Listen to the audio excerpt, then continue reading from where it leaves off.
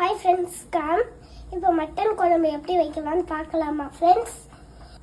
தேவையான இன்க்ரீடியன்ஸ் எல்லாம் பாருங்கள் ஃப்ரெண்ட்ஸ். பட்டை கிராம், க்ரீன் சில்லி, வெங்காயம், டொமேட்டோ, கருப்பு சில்லி ஃப்ரெண்ட்ஸ். இன்னொன்னே பட்டை கிராம்லாம் போட்டுக்கலாம், இதெல்லாம் போட்டுக்கலாம்.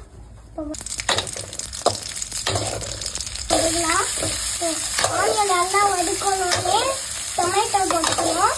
ஃபஸ்ட்டு குதுக்கணும்னா வதக்கணும்னா உப்பு போட்டுக்கணும், கல்லுப்பு.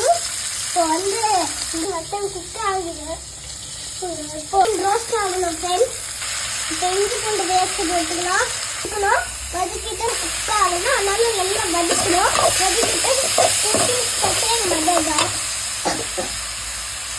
இதுதான் நம்ம யூஸ் கரையில அதான் வீட்டுக்குள்ள வச்சு எவ்வளோ அழகா கலர் கலரா இருக்கு.